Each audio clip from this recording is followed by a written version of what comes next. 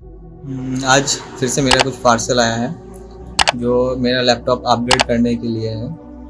तो उसमें से एक पार्सल जो है वो है हमारा ये रैम आया है एक, तो इंस्टॉल करने वाला हूँ। और जो मेरा लैपटॉप है वो बहुत पुराना है। इसमें जो रैम लगा हुआ है तो वो 4GB है और ये बहुत पुराना मॉडल है। तो मैं आपको दिखा देता हूँ। और इसका जो रैम क्वालिटी है वो DDR3 है और 1600 मेगाहर्ट्ज का। तो उसी हिसाब से मैंने खरीदा है फ्लिपकार्ट से रैम। तो उसी रैम को आज इंस्टॉल करूँगा और वो भी आप लोगों को दिखाऊंगा कि कैसे इसको इंस्टॉल किया जाता है। रैम है वो 4GB का है, तो और जो रैम मैं ख़रीदा हूँ वो 8GB का है। तो एक बार देख लेंगे कि दोनों मैच होता है कि नहीं, क्योंकि बहुत सारा मिथ है कि दो डिफरेंट रैम होने से वो काम नहीं करता है। तो वो भी एक बार देख लेंगे। तो देखिए मेरा अभी जो रैम है वो दिखा रहा है यहाँ पे। मेमोरी जो है मेरा वो अभी दिखा रहा है हार्डवेयर रिसोर्स के लिए इतना यूज़ है कर लिया है वो, और इतना है स्टैंड बाई है 677 MB का। तो टोटल इंस्टॉल्ड है 4096 MB दिख रहा है। तो बाकी हम बाद में आप लोगों को दिखाते हैं।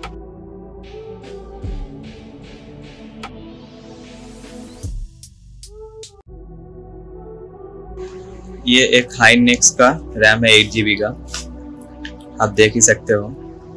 तो इस रैम को ही मैं इंस्टॉल करूंगा। देख लो ये मेरा रैम जो है वो उसको मैं ओपन कर लेता हूँ पहले।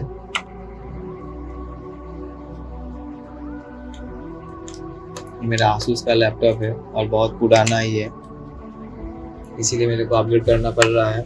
और इसके साथ मैंने एक कैडी भी लिया है, जो कि बाद में इसको मैं अपग्रेड करूँगा ये SSD के साथ, ताकि लैपटॉप काम करने लायक बन जाए। क्योंकि अभी जो विंडोज़ अपडेट आ रहा है, बहुत सारा विंडोज़ अपडेट आ रहा है, तो उसके चलते ये प्रोसेस नहीं कर पा रहा है इतना अच्छा।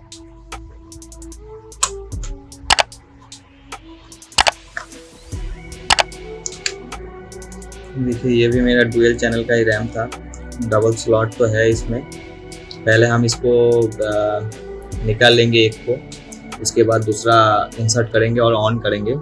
बाद में देख लेंगे, टेस्ट हो जाने के बाद फिर से दोनों को इंस्टॉल करेंगे और लैपटॉप को ऑन करके देखेंगे कि इसमें कुछ प्रॉब्लम आ रहा है कि नहीं, या सही में काम हो रहा है कि नहीं।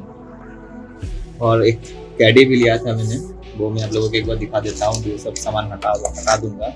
तो ये कैडी कैसे इंस्टॉल करते हैं इसका भी एक वीडियो आप लोगों के पास में ले आऊँगा बाद में, SSD आ जाने के बाद। तो ये है, चलो इसको पहले इंस्टॉल कर लेते हैं।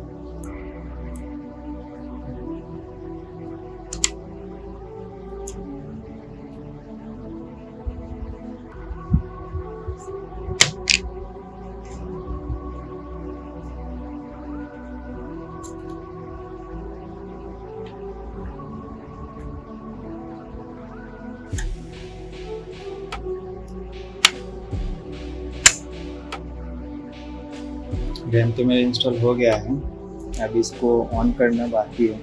सिस्टम बूट हो रहा है, इट्स मीन शायद लैपटॉप का रैम जो है वो काम कर रहा है और एडजस्टेबल भी है, स्टेबल भी है। अभी ओपन होने के बाद पता चलेगा कितना स्टेबल है। और दोनों को जब इंसर्ट करेंगे तब जाकर और भी मालूम चलेगा कि एक्चुअल में ये सपोर्टेबल रैम है या नहीं है। और जो मिसमैच वाला बात था कि 8GB और 4GB मैच नहीं करेगा तो काम नहीं होगा, लैपटॉप ऑन नहीं होगा, तो वो भी पता चल जाएगा कि बाकी में ये वाला प्रॉब्लम है कि नहीं। तो इस वाला रैम से तो ये ओपन हो रहा है, अभी देखते हैं, अभी भी बाकी है ओपन होना। क्या प्रॉब्लम आता है कि क्या आता है वो एक बार देख लेते हैं।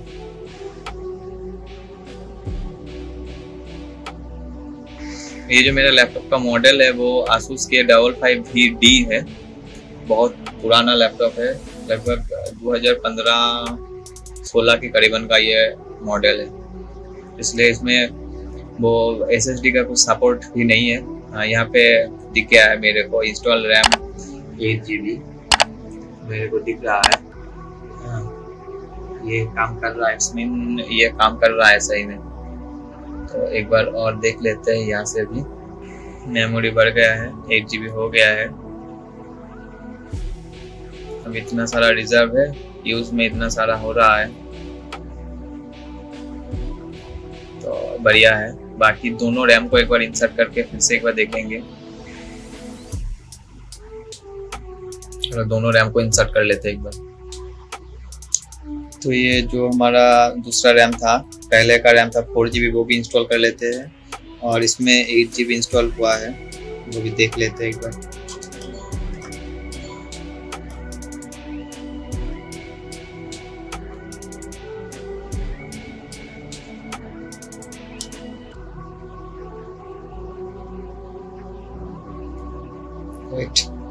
एक हाथ से नहीं होगा।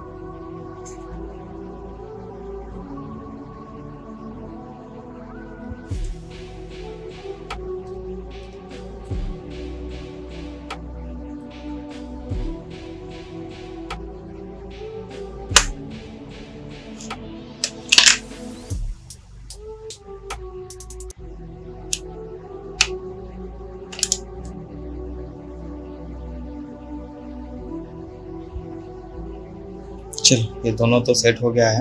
अब इसको ऑन करना बाकी है, देखते हैं काम करता है कि नहीं। दोनों ही रैम दिख रहा है, एक 4GB का और एक 8GB का। टोटल 12GB हो गया है मेरा। काम करेगा तो बहुत ज़्यादा ही फास्ट हो जाएगा।